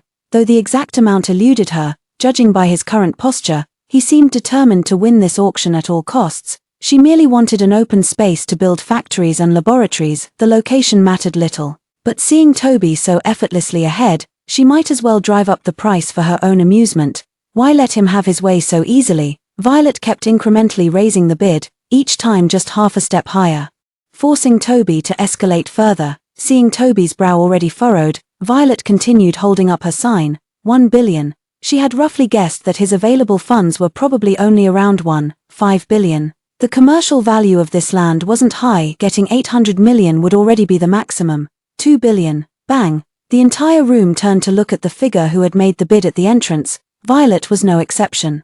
She wanted to see who could be so foolish as to spend 2 billion on this piece of land. I just didn't expect to turn around and immediately meet Dylan's gaze. She suddenly remembered what Nora had said not long ago. Had I known, I shouldn't have persuaded Dylan. Even being with him would be better than being with Toby. What do you mean? It's just that Dylan's gaze was truly scorching. It actually made her afraid to linger too long. Dylan watched as Violet calmly withdrew her gaze, as if she didn't know him, and strode forward under everyone's attention to take a seat beside Violet.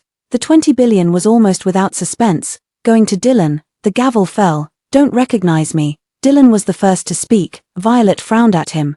"The Ford family has nothing in HY Road. Why did you spend 2 billion on this piece of land? Wanted to see someone look at me like I'm an idiot again." His tone was teasing, but his expression was serious. Violet found it utterly baffling. Then suddenly, a memory surfaced in her mind, from her childhood when Dylan, as an illegitimate child, had just been brought back to the Ford family, and none of the playmates particularly welcomed him, especially since he was so delicate-looking, like a little doll. The boys who hovered around Violet grew even angrier. Without prior agreement, they all began filling Violet's head with notions that Dylan was a bastard, an idiot, a little beggar, a dirty and smelly child. She truly took it to heart the moment she laid eyes on Dylan. She tried to run away, but with her short arms and legs, she couldn't run fast enough, and so Dylan latched onto her. She could only stare at him as if he were a fool. Later, after spending more time together, she realized Dylan was neither an idiot nor dirty. It seems there was no resistance anymore. Later on, Dylan grew up and went abroad. He didn't even return for her wedding, only sending a large red envelope as a congratulatory gift, which she didn't pay much attention to. "Remember now?" Dylan pretended to be displeased and said, "It's only been a few years since we parted. How come you act like you don't know me anymore? You weren't this reserved around me before. I'll take you back the same way we came." Violet this time genuinely looked at Dylan as if he were a fool. Spending 2 billion just to buy land, all for her sake. But in an instant, she snapped back to reality and demanded, "You're not trying to pursue me, are you?" Watching Toby approach, Dylan didn't even lift an eyelid, taking a step closer as he chuckled. "Oh dear," caught red-handed. Toby watched the two who were treating him as invisible, clenching his fists. "Violet, if you're trying to provoke me, then you've succeeded." Violet, Dylan. The auction concluded. Violet had initially thought Dylan knew about her recent divorce and was playing along, deliberately making those remarks after spotting Toby's arrival. Little did I expect that while driving, Dylan knocked on my car window. "Give me a ride," Violet instinctively replied. "It's not on the way." Dylan's face instantly fell. "How do you know it's not on the way when you don't even know where I'm going? You don't even know where I'm going, so how do you know it's on my way?" As she spoke, Violet unlocked the car anyway. Violet was driving a low-slung sports car today when Dylan, with his handsome face, slid into the passenger seat. As he fastened his seatbelt, he deliberately leaned closer, and a scent of cedarwood mixed with faint tobacco notes flooded Violet's nostrils. Violet glanced out the window, the corners of her eyes crinkling with amusement. "Can your friend drive 2 cars at once?" Outside the car window, Jack stood on the curb with 2 vehicles flanking him, one unmistakably being Dylan's infamous Aston Martin, known to everyone in City Y. Not even blushing while lying through his teeth, she really hit the nail on the head. Violet didn't beat around the bush. "You're not my type." Dylan remained undeterred. "We've never even been together. How do you know I'm not your type?" "Stop joking. We've known each other for years, and besides, I don't like fools who spend 2 billion on worthless land." Violet sighed, her tone turning serious. "I'm not ready to dive into another relationship right now, and I might not be for a long time. So," Dylan also said with a serious expression, "so can I pursue you while I wait for you?" Violet was taken aback and, seeing that she couldn't persuade him, replied, "Suit yourself." Sure, Violet had thought Dylan would back off when faced with difficulties, and the matter would just fade away. To her surprise, the very next day at the company, Elvis came to her in shock with documents for her signature. "These are the land documents for the HY route sent by the Ford family. Once signed, they'll be yours." Violet opened it in disbelief. Was this really for her? She immediately made a phone call. The moment the phone rang, Jack exclaimed, "Holy shit, how did you pull this off? You actually got Violet to call you first. Did you cast a spell on her?" "Sure." Dylan had no time for his nonsense. The second he answered, his demeanor shifted to that of a refined CEO. "Did you receive it? I don't want this land. I'll have someone return it to you. Sending it back to me is useless. The Ford family has neither buildings nor shops in HY Road. If I buy it back to build an amusement park, will you go play there? I bought it for you. If you don't want it, just throw it away. If you're so rich, you might as well give it to me. Sure, marry me. The Ford family will all be yours. We can do the property notarization right now." Nonsense. In the end, Dylan hung up the phone with a laugh. The two reached an agreement. The original route Violet would accept it, considered as a lease, with monthly payments made to Dylan. This way, the two of them could be considered connected. Jack looked exasperated. 2 billion. How about you give it to me instead? Dylan changed his expression. "Get lost. Your family's fortune is many times more than 2 billion. Should I tell your dad you've finally come around and are willing to take over the family business? You can go back right now." "Jack, no wonder Violet's mom didn't let you pursue Violet back then. I bet she saw right through your scheming. You sly fox." Dylan didn't respond. When he confessed his feelings back then, Violet wasn't there. Instead, by some twist of fate, Violet's mom overheard it. She didn't dismiss it as youthful impulsiveness. Instead, she earnestly explained that given his status and current family situation, if Violet chose to be with him, she would undoubtedly be unhappy. Of course, if Violet truly loved him, they as parents wouldn't stand in the way. But love is about giving, about fulfillment, about not wanting the other person to suffer. The choice was left to Dylan, and she decided to act as if she'd never heard these words today. Although Violet's mom didn't object, yet Dylan remained silent. He thought Violet's mom was right, so he began competing for the inheritance rights. Little did he know that while he was striving for their bright future together, the unaware Violet had already married someone else. When he received news abroad about the Webster family's kidnapping and rushed back, he learned that the Hamilton family, who had saved Violet, had already proposed marriage. He left on the day of the wedding, but when he learned she was divorced, the long-extinguished candle in his heart flickered to life once more. Whether the path ahead was Violet truly meant for herself, or as Toby claimed, just to spite him, this time, he wouldn't allow another 3 years to slip between them. Even if there was still a place for Toby in her heart, this time, there would always be a place for him by her side or behind her. He wouldn't let go anymore. "By the way, prepare the proposal for the NS project again. I'm heading to MA." Jack wore a completely baffled expression. "They've already signed the contract with Integrity Pharmaceuticals. You still haven't given up." No sooner had he finished speaking than he waved his hand helplessly, wearing an "I knew it" expression. "Forget it. If you could let go, you wouldn't have come back. I bet if she weren't already divorced, you'd even convince yourself to be the other woman. That wouldn't happen." "Oh, you still have morals like that?" "I'd advise her to get a divorce first. You're actually quite decent." After Dylan was settled, Violet had Elvis start preparing to build the laboratory. Within 2 days, word spread that Toby had spent over $1 billion to buy a plot of land in the 3rd Ring Road. It was said he planned to build a commercial street. Violet knew he was trying to gamble, unable to target properties around HY Road. The fastest way to recoup funds was to make money by constructing a commercial street. "Should we?" Elvis didn't finish his sentence. But Violet knew he wanted someone to go and pressure the Hamiltons' business partners. She waved her hand dismissively. The Hamiltons, as long as they don't provoke us first, there's no need for us to get our hands dirty. After Toby 3 years of entanglement, she truly didn't want to waste another moment on anything related to him. Just because she didn't want it didn't mean the fishy smell wouldn't come clinging to her on its own. Meanwhile, at the homecoming banquet for overseas Chinese entrepreneurs returning from Country M, Mr. Toby, you were always hands-on with everything back in Country M, making the Hamiltons' tech reputation resound across America. Who would have thought you had such a capable partner too? Your wife has been thriving here domestically, the Chinese merchant said flatteringly. Toby politely clinked glasses. Mr. Black, you're too kind, it's just small business. The reason for returning home this time is that Pamela wanted to come back to develop her career. Pamela walked over, having heard every word. She straightened her back, her face revealing a long-absent pride. Indeed, this was the real her, a revered research scholar. She slightly raised her wine glass and nodded at Mr. Black. Thank you for your kind words. You're too generous. Ultimately, it's all thanks to Toby's capabilities. I merely assisted, since I'm pregnant. I'll toast you with water instead. Mr. Black nodded approvingly. Your assistant is quite impressive too, still so capable despite the pregnancy. But speaking of returning to the country, us old-timers will have to rely on your wife. If we can collaborate with MA, this trip back won't have been in vain. Haha. Hearing this, Toby and Pamela both stiffened visibly. Pamela froze mid-sip, her face turning ashen like soot from a pot. Toby also realized Mr.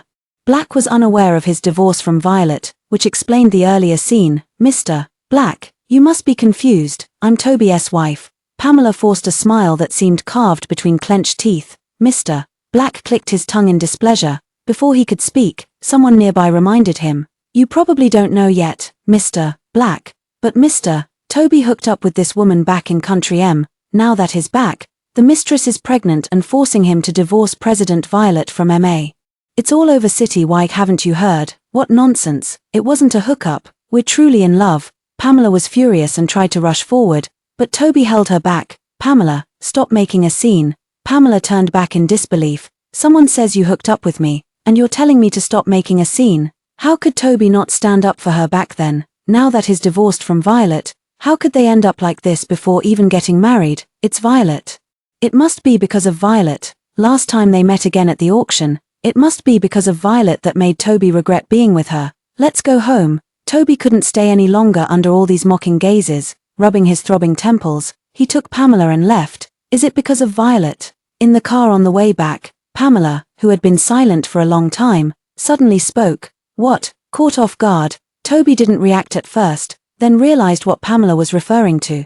He covered Pamela's hand to comfort her. Don't overthink it, it's just that those people at the banquet aren't ones we can easily offend. We might need to rely on them in the future. Rely on them? How? Didn't you hear? They want you to put in a good word for them in front of Violet. They want to collaborate with MA, Pamela said sarcastically. Violet's words in front of all the business elites in city. Why have you forgotten?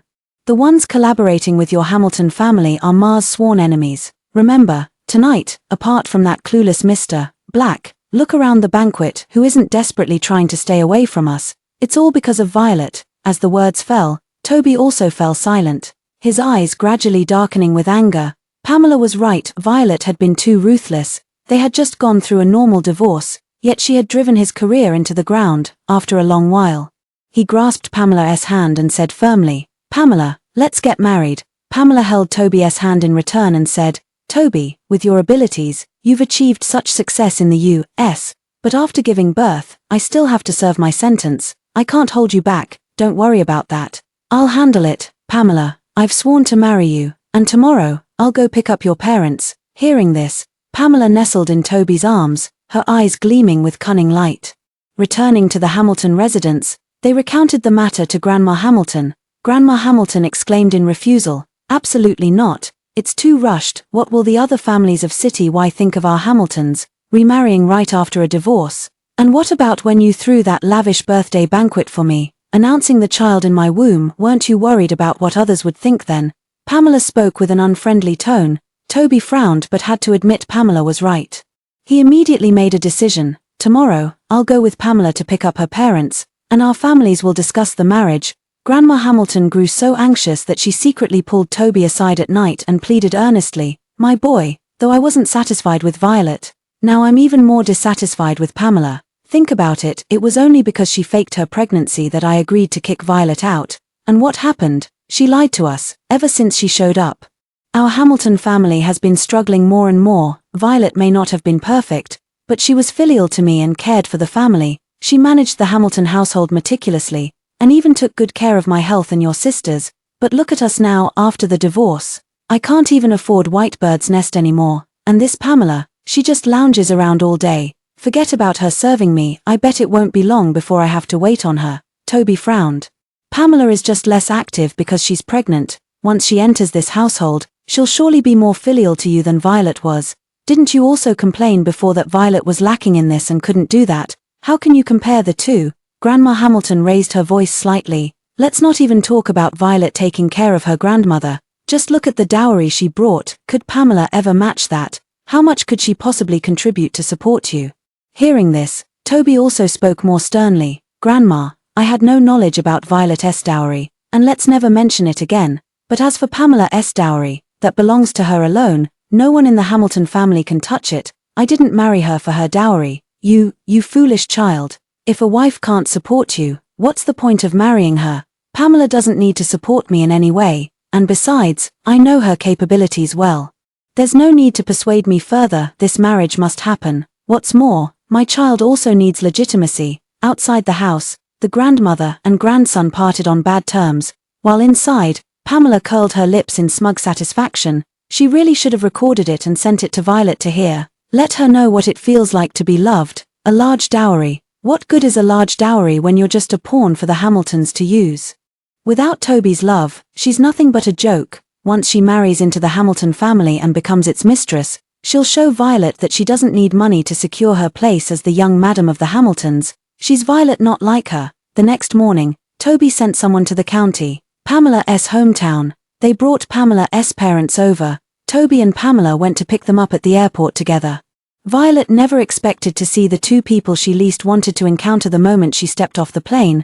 Pamela spotted Violet first and pressed herself even more intimately against Toby's shoulder, her usual provocation making Violet too weary to even roll her eyes. Violet. Dylan's striking face stood out in the crowd, and his shout drew the attention of everyone in the airport toward them. Violet flushed crimson, shooting a reproachful glare at Dylan as she walked toward him. Asking in confusion, "What are you doing here? You left the country without even telling me, and now you're questioning why I came to pick you up." Violet sighed helplessly. It was an urgent business trip to discuss a collaboration, just for one day. Toby's gaze involuntarily followed Violet, watching their flirtatious banter before uncomfortably looking away. He turned to see the assistant loading Pamela's parents' luggage into another car. "You must be exhausted from the journey. Uncle and Auntie, Mom, Dad, this is Toby I told you about. Let's go." Pamela's dad responded indifferently. Violet only noticed when walking to the car that Dylan's car and Toby's were parked together. Talk about bad luck running into each other. At the same time, Toby also brought Pamela and her parents over. Their eyes met. Pamela's mom let out a puzzled her, before pointing at Violet and stepping forward. "So it's you wretched girl, who didn't know how to respect elders and care for the young by giving up your seat on the plane." Then Pamela's dad snorted through his nose. "My son-in-law is here, and he's from Hamilton Family Tech. You'd better apologize to us old folks if you know what's good for you." Toby furrowed his brows and looked at Pamela. Pamela quickly tugged at her parents, trying to stop them from further embarrassment. "Mom, Dad, get in the car first." Pamela's mom continued grumbling as she got into the car.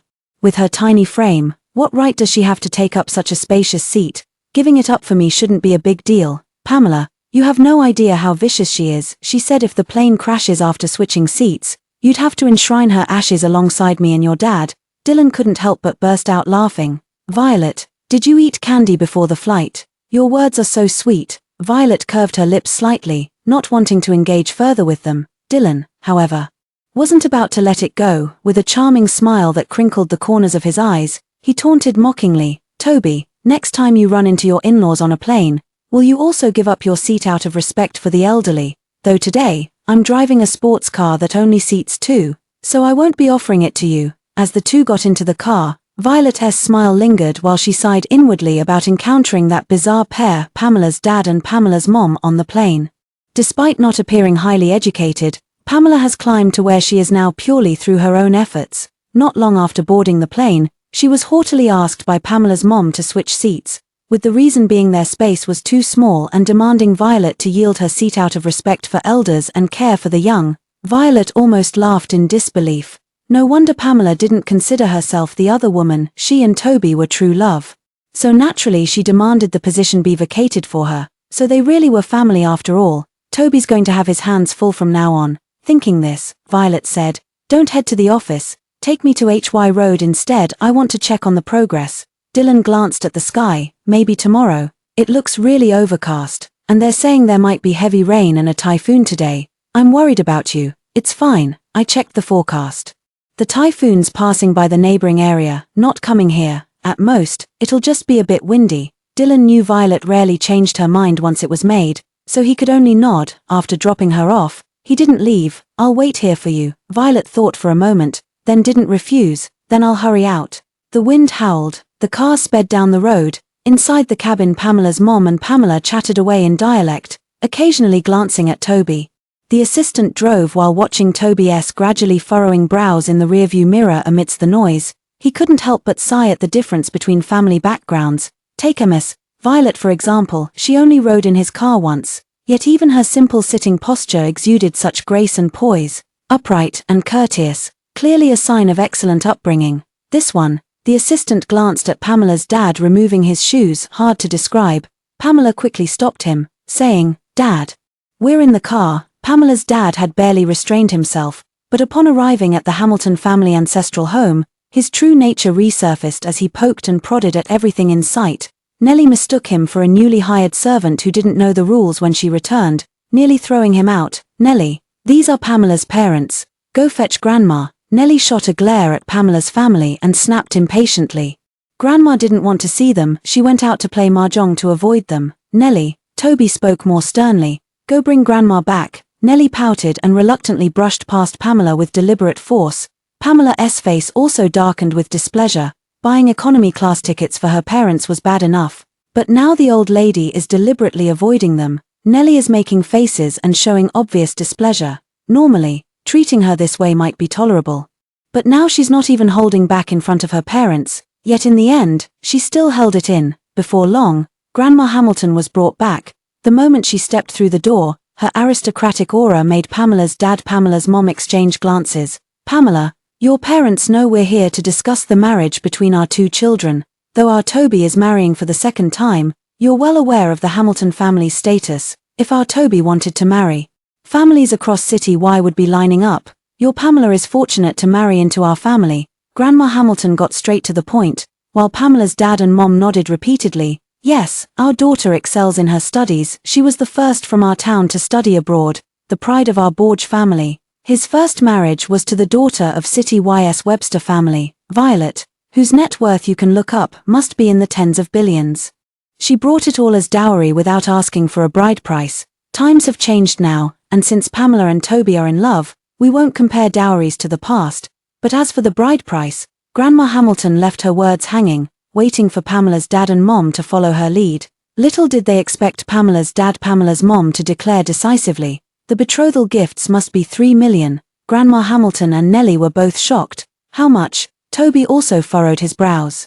3 million wasn't something he couldn't afford. It's just that he and Pamela had already agreed beforehand the betrothal gifts would wait until after the wedding. Now that the company's Commercial Street project had started, funds were needed everywhere for initial investments, and the upfront costs were the heaviest. How could he possibly spare an extra 3 million for betrothal gifts?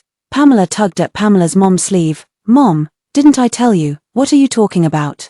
Getting married while pregnant? 3 million is already asking too little from us. The Hamiltons have such a fortune. Are they really unwilling to give you even 3 million? If so, how can he possibly treat you well after marriage? Though your parents took the betrothal gifts and won't provide a dowry, raising you all these years hasn't been easy for them. Shouldn't you see how much the Hamiltons truly care about you and their attitude toward you?" Pamela pondered for a moment and suddenly felt her mother made sense, her grip on Pamela's mom gradually loosening. She also wanted to know whether Toby was more determined to marry her and loved her more than he did Violet. 3 million. Are you so desperate you're selling your daughter? Nellie sneered. Hearing this, Pamela's mom was displeased. What, when you get married, you won't ask for a dowry, just let your Hamilton family pay for everything? Of course not. Do you think our Hamilton family is like your Borge family? Nellie changed her expression. Exactly, our daughter can't just marry into your family for free, especially since she's already carrying your Hamilton family's precious grandson. Nellie scoffed. You say it's a grandson, but is it really? Grandma Hamilton also instantly darkened her expression and said, it's not that we in the Hamilton family can't afford this amount, but as you said, no dowry. That's unacceptable, isn't it? Dowry is out of the question. If you think it's unacceptable, I'll just take Pamela to terminate the pregnancy and not marry into your family. But I bet you can't bear to lose the chubby grandson in my daughter's belly. Boom. The flashes of lightning and rolls of thunder were accompanied by the Borge family's unsightly, greedy expressions. Toby suddenly felt a pang of regret, but what's done was done. Pamela and her parents were ultimately not the same. Especially since Pamela was carrying his child in her womb. He pulled Pamela aside. Didn't we agree? The company is tight on funds right now. The dowry amount doesn't matter, but we need to delay it for now. Can you talk to your parents? The first meeting shouldn't turn ugly, as if they're selling their daughter. Pamela's eyes flashed with disappointment, but she still held on to Toby. My parents are just looking out for me. After all, it's my first marriage. Just humor them for now and give the dowry. I'll get the money back to you later. I don't even need the dowry. You know I'm not marrying you for that. Toby softened. All right, 3 million it is. The transfer will be made tomorrow. Toby led Pamela over, and upon hearing this, Grandma Hamilton's eyes nearly popped out of her head. What nonsense has this little vixen been whispering to her grandson again? She agreed just like that. Pamela raised an eyebrow slightly. Boom. Another clap of thunder sounded. On the other side, on HY Road, Violet was startled. The wind grew stronger, and the umbrella could barely withstand the pouring rain. President Violet, the basic framework on the west side was just set up today. Would you like to take a look? Violet pondered. Since she was already here, she might as well take a glance to save herself another trip next time. Just as they were speaking, the manager's phone rang. Right now. Okay, got it. After hanging up, the manager scratched his head sheepishly and said, President Violet, a shipment just arrived and is parked at the warehouse. We need to unload it before the rain gets heavier. I have to go take care of it. No problem. Go ahead, I'll be fine on my own. I'll just take a quick look around and then leave. Don't worry about me. Violet waved her hand dismissively. The manager bowed repeatedly. Then I'll head over first, after you're done looking around. Just retrace your steps and go straight to exit. I won't have the front gate locked. Violet said okay and headed west. The wind and rain grew stronger. Violet walked to the west side and looked around, and she actually noticed something wrong. Originally, she had planned to reserve a sunny plot in the northwest corner for growing medicinal herbs, but now it was completely covered in concrete. Violet took out her phone, snapped a photo, and prepared to leave. The wind suddenly grew stronger.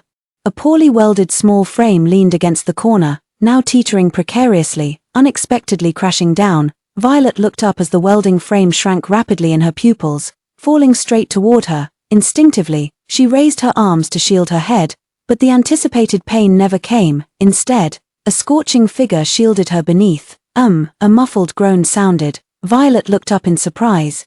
Dylan, what are you doing here? Violet abruptly stopped mid-sentence as a trail of blood slowly trickled down from Dylan's forehead, dripping onto Violet's face, making her already pale complexion appear even more ghastly. Dylan, she gasped and tried to get up, but was firmly shielded beneath someone's body. Where are you hurt? Can you move? Let's push the shelf aside. I'm fine, just got hit on the back. Don't move, it hurts a bit, Dylan said in a teasing tone, making Violet annoyed, still acting coy at a time like this. The umbrella was knocked aside, and the rain instantly drenched them both, washing away much of the bloodstains. Then let me blow on it for you. Dylan curled his lips, not entirely out of the question. Violet punched him lightly, still joking at a time like this. As soon as she moved, the person on top visibly paled. Violet immediately panicked. I didn't hit you that hard, but the frame on me is heavy. Dylan's voice grew even deeper. Can I move? Let me see if I can squeeze out. Maybe I can prop up the frame or call for help.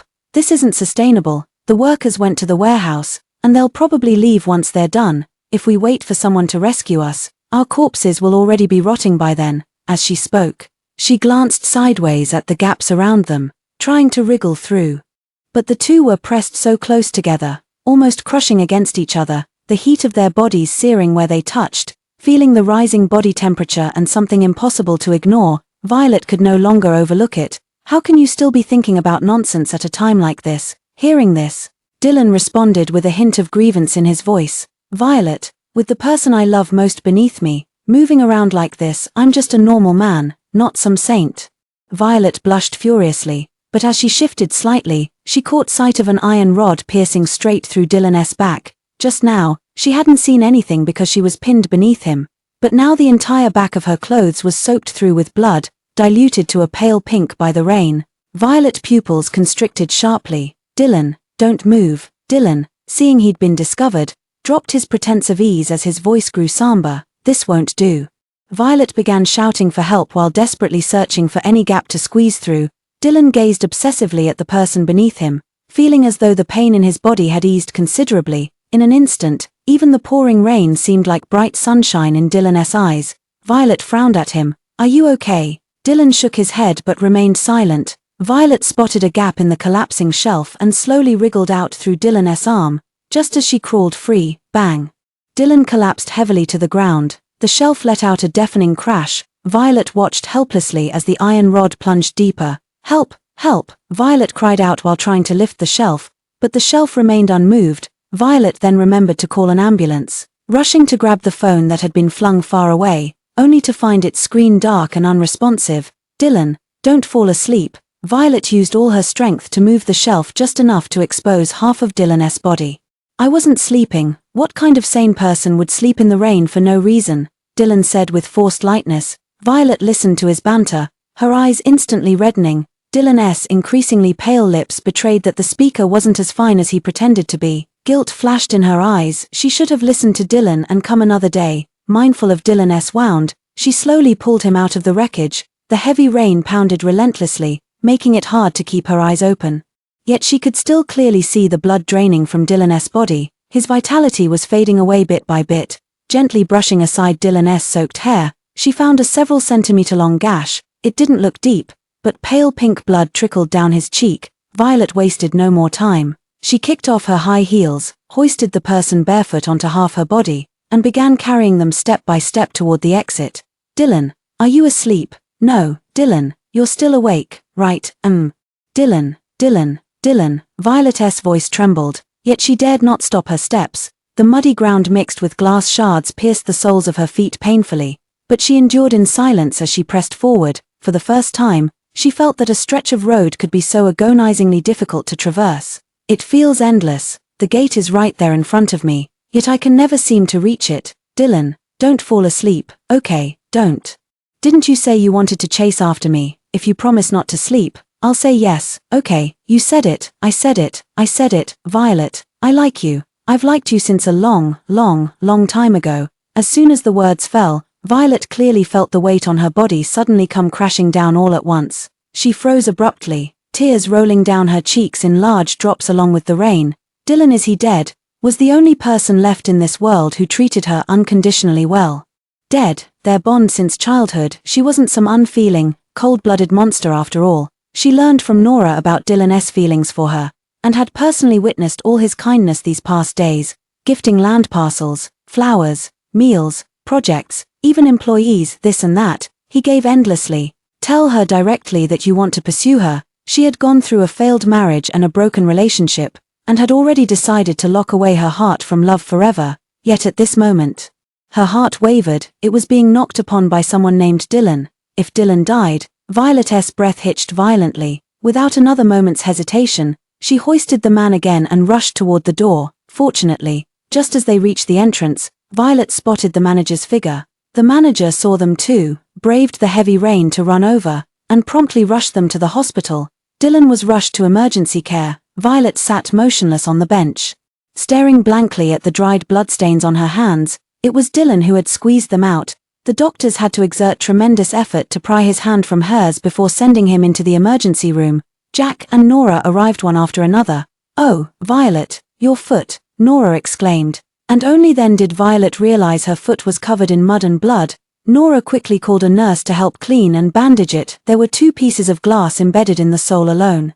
Jack winced as he watched. Did you just hand this over to him after carrying all 160 pounds of it? Nora nudged him. Who's like you, skinny as a cornstalk, can't even compare to Violet.